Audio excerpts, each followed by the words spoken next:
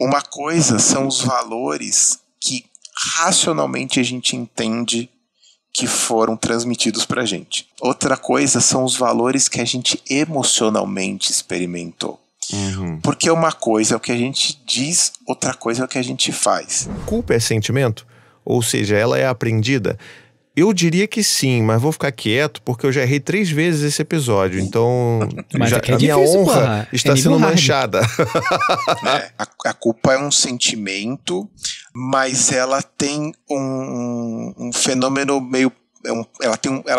Ela carrega um protótipo na infância, na primeira infância, que é a vergonha, né? Que é um senso de inadequação rudimentar que a criança tem, porque a gente tem que pensar o seguinte, uma dica que eu sempre dou: você quer saber o que você está sentindo? Transforma o seu mundo interno numa pessoa. Então, se a gente transformasse a culpa numa pessoa, o que ela estaria tentando fazer a gente fazer? A culpa tentaria fazer assim: ei, pare de fazer essa coisa estúpida que prejudica as outras pessoas que você validou aqui dentro do seu círculo social, né? E isso é super importante entender. Dependendo da bolha que você vive, a culpa pode ser experimentada de um jeito ou de outro. Por exemplo, numa bolha de pessoas envolvidas em tráfico de droga ali na boca do morro, culpa é o cara que é frouxo porque não matou.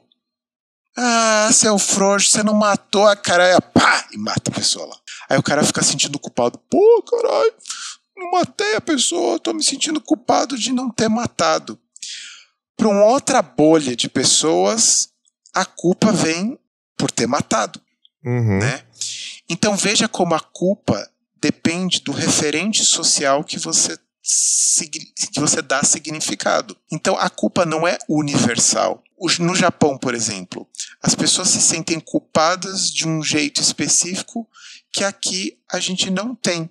Então os japoneses, por exemplo, eles são uma cultura muito culpada, de modo geral. Eles se sentem culpados com muita facilidade porque eles se sentem ofendendo as pessoas. Então eles estão sempre recuando e pedindo desculpas de modo geral. O Brasil é uma cultura que eu diria que flerta com a culpa de uma maneira meio malandrucha, vamos dizer assim. A gente tem a culpa, mas a gente é meio um pouquinho sem vergonha em algum aspecto. A gente transita pelas barreiras da culpa com um pouco mais de facilidade. A gente é meio Homer Simpson, né? A culpa é nossa, a gente coloca ela em quem a gente quiser. Exatamente. Então a gente tem uma relação com a culpa meio difusa, vamos dizer assim. Mas a culpa, ela sempre diz respeito ao núcleo que você vive e aos subnúcleos que você pertence. Então, dependendo da família que você teve, você pode se sentir culpado por ser feliz. Por exemplo, você pode se sentir culpado por coisas que outras pessoas falam, nossa, se sente culpado por isso, e você sente, porque você aprendeu que aquilo é errado, mesmo que aquilo não seja um consenso, claro, do ponto de vista mais amplo socialmente. É porque a culpa, ela depende mesmo de um conjunto de valores que você foi construindo ao longo da vida, né, cara? Então, por exemplo, as pessoas que são muito religiosas têm a famosa culpa católica. Agora, isso não é... Isso, tem muita gente que não sente essas culpas, mas eu acho que vai nisso, né? E aí, Thiago, outra coisa maldita da gente também entender em termos emocionais. Uma coisa são os valores que racionalmente a gente entende que foram transmitidos pra gente. Então, sei lá, o valor da honra, sei lá, só pra falar da honra de novo. Ser honrado, uma pessoa honrada, blá, blá. E outra coisa são os valores que a gente emocionalmente experimentou. Porque uma coisa é o que a gente diz, outra coisa é o que a gente faz. Então, é uma coisa muito engraçada, que é assim, que a gente, sei lá, fala pros filhos: fica calmo, calma, fica na sua, para com essa raiva, para de ficar bravinho. O que a gente tá falando? A gente está transmitindo cognitivamente um valor de que a calma é uma coisa importante, mas a gente está transmitindo isso absolutamente enfurecido.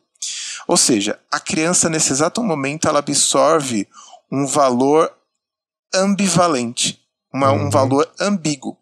Ela racionalmente convencida de que a raiva é uma emoção inadequada, mas ela emocionalmente experimenta a raiva como uma emoção absolutamente adequada, porque ela sente que você está ganhando o jogo sobre ela. Ela está intimidada, então ela vai ter que parar de fazer aquilo, então ela vai falar assim, pô, esse negócio de raiva funciona, hein? Parece que não é legal, mas funciona.